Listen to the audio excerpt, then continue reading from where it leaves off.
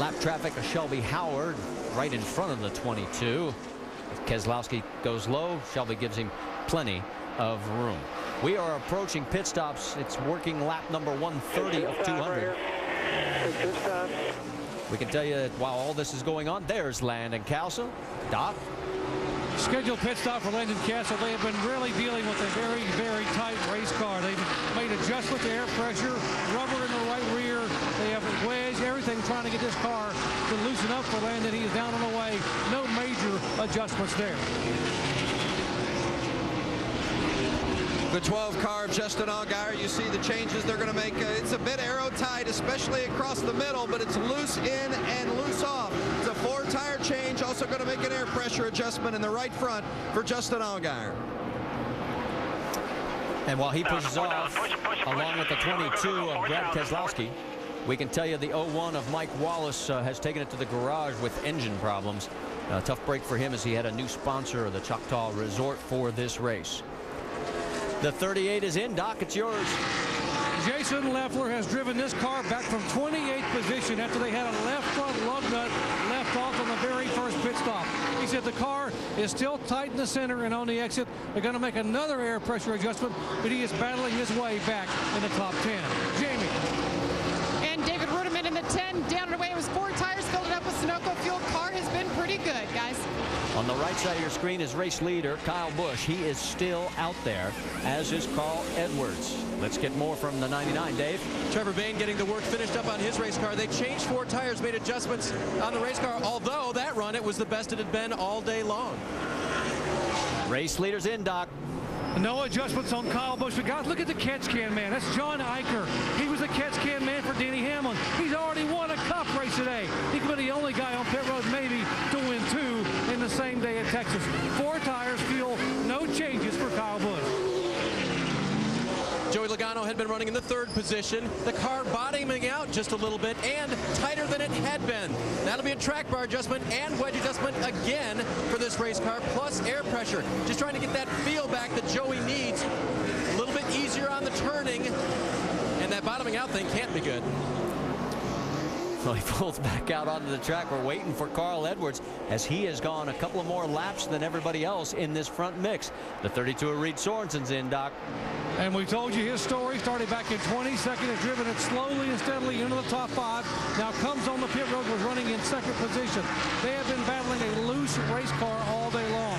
Major air pressure adjustment. Reed Sorensen down and away. And here comes Carl Edwards as he gives up the race lead. Vince, he's all yours. One of the advantages for the 60 of Carl Edwards is that the 2 cars in front and behind him have both wrecked out of the race, so it's an easy entry and exit for Carl Edwards. They remind him 3,900 RPM on the entry, no speeding on pit lane. It's a 4-tire change. He says the car's a little bit free, but it started to snug up in the middle late in that run. In general, he says the car is getting better and better throughout the day. This will take him to the end. Dave Burns. Jamie McMurray had fallen back to the 6th position. Air pressure adjustment for a race car that is too tight. That'll be the only thing. No wrenches going in the car. Right now, we're hearing problems with the 60 car, guys. He's backing it up. Broomstick in those axles. Get a broomstick in those axles. We'll switch it. You heard him talk about the axle. It sounds like he broke an axle because he backed up. Plus it dropped the jack. As soon as he dropped the jack on his concrete. Check which axle it is. Check which axle it is. Yeah, they got to find out which one it is. It's kind of hard to tell there sometimes. It is, left rear. Left rear. Take the cap off. Get the tools, take the cap off. We're going to take the cap on the other side. Take the cap off the other side. Feed it all the way through. That axle's going to be in 2 pieces, and they're going to have to push it out. You saw that rod they have? They have to get both axle caps off, get the good axle out, so they can actually push this rod through to push the broken axle with 2 pieces out of the other side. With this happening under green, Carl has finished in the top 10 in all 6 prior races. The only driver to do it. It ain't going to happen today. Not today. No, this is a big issue. Here's the other irony. He has won 3 times here in the Cup Series, but has never won in the Nationwide Series here at Texas. Well, there's been many times on pit road when you come down pit road, you see Kevin Harvick out there running. But when they come down pit road, you pit on concrete, that really gives a lot of bite to the rear tire. Seen a lot of guys break axles doing that. Now, you see Kevin Harvick, he's still out there on the racetrack. Remember, he made that pit stop to fix this damage, and he got some extra fuel, so he can go longer than the rest of these other cars. Let's go back and listen.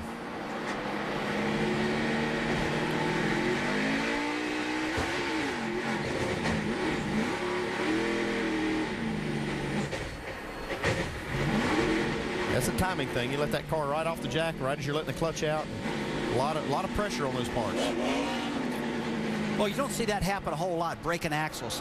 But like I was trying to tell you, these are extreme conditions. A lot of places. Here's Harvick now. Now he's got a pit. He's got in his window. Hey, Jamie.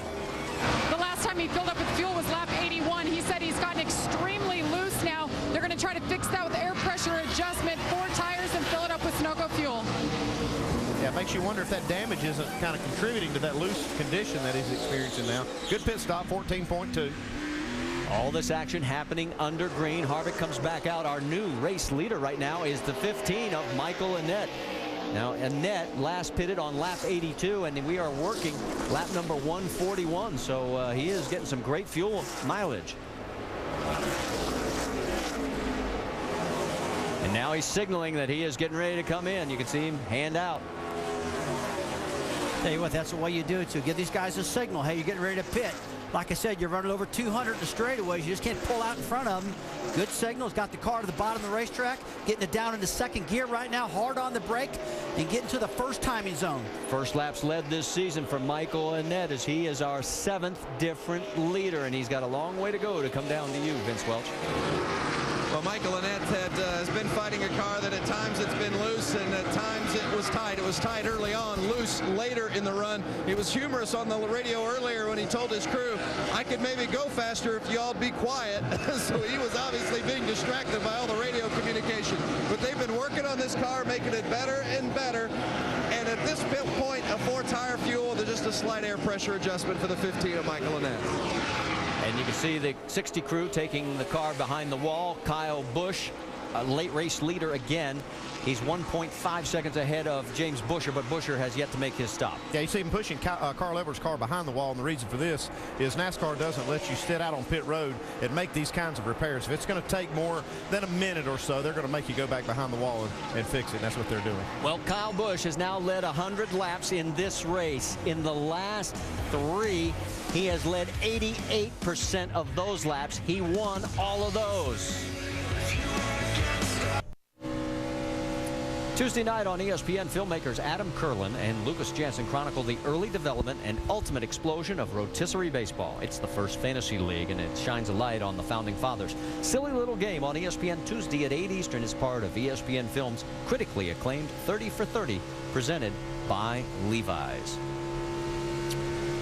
Let's go check in on our race leader, Kyle Busch. He has now led 110 laps, Doc. Well, in this chess game that is NASCAR, all good crew chiefs must be thinking way, way ahead. Now, even though we have 50 laps to go in this race, here's what Jason Ratcliffe said just a moment ago to his driver, Kyle Busch. Right now, we're 6 laps short on fuel. You got, I wouldn't be overly concerned about it right yet, but you got 5.5 seconds back to the 20 car. Now, Kyle asked you a moment ago, what about Joey, the 20 car? He said, well, Joey's probably about 3 laps shy on fuel. But they also told Kyle that maybe some of the Fords back in the top 10, including that 98 car, could make it the rest of the way. So you've got to save fuel. Let's update Joey Logano. Dave. Doc, I can definitely confirm that because they told Joey you will have to stop one more time. They thought Kyle might try to save, but they expect Joey to be on pit road with a race car that came to him this run about lap 13. And as for the 98 of Paul Menard in position 9, his group told him, keep it coming. The leaders are going to be short on fuel. You're not. So fuel strategy could play a role here, crew chief. Yeah, I don't see another car, that 88 car, Jamie McMurray. I think he can go all the way. We've heard of the cars that can't. Greg Biffle running 3rd. I'm not sure if he can make it or not, but if this thing goes green, it's going to get interesting. Well, the drive for 5 is certainly alive for Kyle Busch as he continues to lead by 5.7 seconds. And we were talking during when we heard that he could go ahead and roll out of the throttle, and just in case this did stay green, save his crew chief some fuel.